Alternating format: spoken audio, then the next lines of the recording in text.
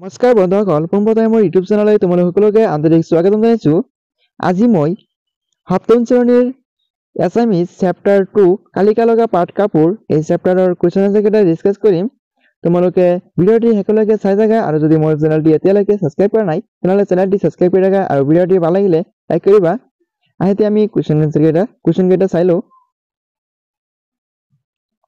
প্ৰথমটো কুৱেশ্যন দিছে, পাঠটো শুদ্ধ উচ্চাৰণ আৰু যতি বিৰাম চিহ্নসমূহৰ প্ৰতি লক্ষ্য ৰাখি কেইবাবাৰো পঢ়া আৰু সাধুটো নিজৰ কথাৰে কোৱা।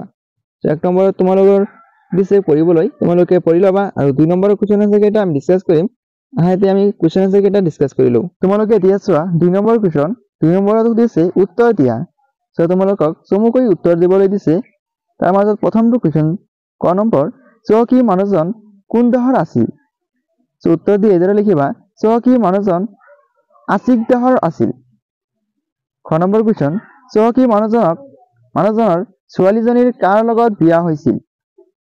উত্তৰ এইদৰে লিখিবা, চহকী মানুহজনৰ ছোৱালীজনীক দেখনীয়াৰ ডেকাৰ লগত বিয়া হৈছিল।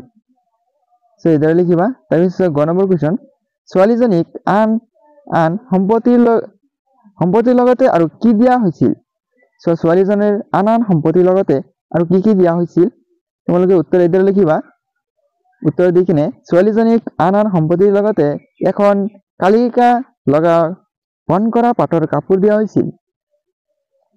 তাৰপিছত গ নম্বৰ কুৱেশ্যন, কালিকা লগা কাপোৰখনত দিওঁতে দেউতাকে কি কৈছিল? উত্তৰ দি এইদৰে লিখিবা যে কালিকা লগা কাপোৰখন দিওঁতে দেউতাকে এটা মন্ত্ৰ উচ্চাৰণ নকৰাকৈ কাপোৰখনত কোনোবাই হাত দিলে চকুৰ পচাৰতে সি চৰাইলৈ ৰূপান্তৰিত হ'ব আৰু কাপোৰখন চৰাইৰ নেজ আৰু পাখি হৈ পৰিব বুলি কৈছিল। এইদৰে তোমালোকে লিখিলে হৈ যাব। এইদৰে লিখিবা। তাৰপিছত 9 নম্বৰ কুৱেশ্যন, আছিক সম্পত্তিৰ অধিকাৰী কোন? আছিক সম্পত্তিৰ অধিকাৰী কোন? উত্তৰ দি এইদৰে লিখিবা, আছিক সম্পত্তিৰ অধিকাৰী ছোৱালীৰ পিতৃ বা মাতৃৰ সম্পত্তিৰ অধিকাৰী হয়। এইদৰে লিখিবা। তাৰপিছত প্ৰথম 6 নম্বৰ কুৱেশ্যন, ছোৱালীয়ে কাপোৰখন ৰ'দত মেলি দি কলৈ গৈছিল? উত্তৰ দি লিখিবা, ছোৱালীয়ে কাপোৰখন ৰ'দত মেলি দি মাছ মাৰিবলৈ গৈছিল। তোমালোকে যেতিয়া উত্তৰ লিখিবা উত্তৰটো দি কিনে লিখিবা। তাৰপিছত 2 নম্বৰ কুৱেশ্যন, কাপোৰখন চুই দিয়াৰ লগে লগে গিৰিয়েকজন কিহলৈ ৰূপান্তৰিত হৈছিল? উত্তৰ দি এইদৰে লিখিবা, কাপোৰখন চুই দিয়াৰ লগে লগে গিৰিয়েকজন এটা ডাঙৰ আৰু নানা বৰণীয় জকমকীয়া পাখিৰে শোভিত ময়ূৰ চৰাইলৈ ৰূপান্তৰিত হৈছিল। এইদৰে লিখিবা। তাৰপিছত 3 নম্বৰ কুৱেশ্যন, 3 নম্বৰ দিছে চমু উত্তৰ দিয়া।